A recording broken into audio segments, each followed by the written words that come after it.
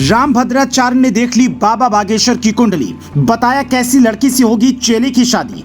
पंडित धीरेन्द्र शास्त्री को चाहिए राजा जनक जैसा ससुर जो अपनी बिटिया के साथ रचाए स्वयंवर।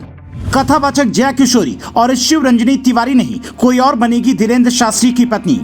जगत गुरु रामभद्राचार्य ने बाबा बागेश्वर की कुंडली लगता है देख ली है। इसीलिए जब मीडिया ने उनसे सवाल पूछा कि पंडित धीरेन्द्र शास्त्री की शादी कब होगी तो बड़ी तसल्ली से जवाब दिया। लेकिन वो जवाब सुनाए उससे पहले आपको बताते हैं बाबा बागेश्वर को कैसी लड़की चाहिए। एक इंटरव्यू में पंडित धीरेन्द्र शास्त्री ने कहा था, जो लड़की भगवान की भक्त हो, माता पिता की सेवा करे, धर्म की राह पर चले, उससे मैं शादी करूंगा। शादी माँ की मर्जी से ही करूंगा, इसमें कोई दो राय नहीं। इसके अलावा पंडित धीरेन्द्र शास्त्री चूंकि शाकाहारी हैं, सुबह फलाहार रहती हैं और रात में रोटी या चावल खाती हैं, तो शाकाहारी लड़की से ही शादी करना चाहेंगे। धीरेन्द्र शास्त्री सरयू पारी ब्राह्मण हैं, तो ऐसे में इन्हीं ब्राह्मणों में उनकी शादी होगी। इसके अलावा उनका गोत्र गर्ग है, तो गर्ग गोत्र की लड़की से शादी नहीं होगी। पंडित धीरेन्द्र शास्त्री के गुरु चूंकि स्वयं जगत गुरु रामभद्राचार्य हैं, इसलिए बिना कुंडली मिलाए शादी होने की संभावना नहीं दिखती। ऐसे में धीरेन्द्र शास्त्री की कैटेगरी देखने के बाद उसमें सबसे फिट नाम जया किशोरी का बैठता है, जो मशहूर कथावाचक हैं।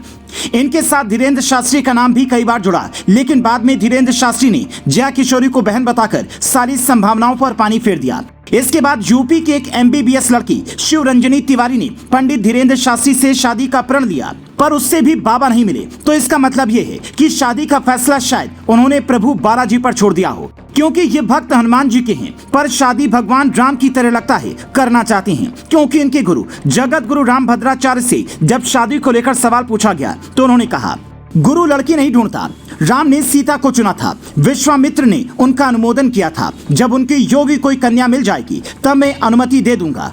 वो तो मेरा चेला है, तुम लोगों की नजर में कोई कन्या हो तो बता देना। यहाँ पर जगत गुरु रामभद्राचार्य ने जो उदाहरण दिया और जैसा क्रेज पंडित धीरेन्द्र शास्त्री का भक्तों के बीच है, उससे यही लगता है कि राजा जनक की तरह कोई स्वयंवर कराएगा, जिसमें धनुष तोड़ने की चुनौती नहीं बल्कि शास्त्रार्थ और भविष्य बताने की चुनौती होगी। तब वो स्वयंवर जीतकर धीरेन्द्र शास्त्री गृहस्थ जीवन में प्रवेश करेंगे। क्योंकि भविष्य बताने की बात अगर हुई तो अभी हिंदुस्तान में पंडित धीरेन्द्र शास्त्री का कोई मुकाबला नहीं होगा। लेकिन यहाँ पर एक सवाल समझने वाला ये है कि क्या शादी के बाद धीरेन्द्र शास्त्री लोगों का भविष्य बताने वाला काम छोड़ देंगे? क्योंकि ऐसा कहा जाता है कि हनुमान जी की कृपा अपने ब्रह्मचारी भक्तों पर ज्यादा होती है, इसीलिए हनुमान भक्त हमेशा ब्रह्मचारी रहते हैं। तो इसका जवाब है नहीं, क्योंकि धीरेन्द्र शास्त्री ने जब अपने गुरु से शिक्षा ली थी तो उस वक्त सन्यासी रहने का कोई संकल्प नहीं लिया था।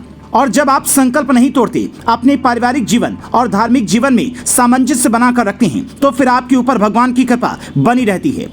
और चूंकि धीरेन्द्र कृष्ण शास्त्री के पास जो शक्तियां हैं वो पीढ़ी दर पीढ़ी चली आ रही हैं, तो उसका एक अलग प्रभाव होता है। एक इंटरव्यू में धीरेन्द्र कृष्ण शास्त्री के ताऊ ने बताया था, हमारे परिवार में आध्यात्मिक और चमत्कारिक शक्तियां बंगाल से आई हैं। 5 पीढ़ी पहले सन्यासी बाबा अपने मित्र के पास बंगाली विद्या सीखने बंगाल गए थे। सन्यासी बाबा हमारे 5 पीढ़ी पहले के पूर्वज थे, उन्होंने सन्यास लिया, इसीलिए उनका नाम सन्यासी बाबा पड़ा। बंगाल से ही सन्यासी बाबा को शक्तियां मिली। हमारे पिताजी ने भी सन्यास लिया, धीरेन्द्र को भी सन्यासी बाबा वाली शक्तियां मिली। अब उन्हीं शक्तियों से धीरेन्द्र कृष्ण शास्त्री लोगों का दुख दूर कर रही हैं, पर्चा लिखकर उन्हें भविष्य बता रही हैं और देश भर में प्रसिद्धि भी पा रही हैं। पर भक्तों की नजर अब उनके लिखे पर्चे से ज्यादा उनकी आगे की जिंदगी पर है कि कब शादी होगी और बाबा किस लड़की से शादी करेंगे। अब चूंकि उनके गुरु ने परमिशन दे दी है, तो आप भी कमेंट कर बताइए कि धीरेन्द्र कृष्ण शास्त्री के लिए योग्य कन्या कौन हो सकती है।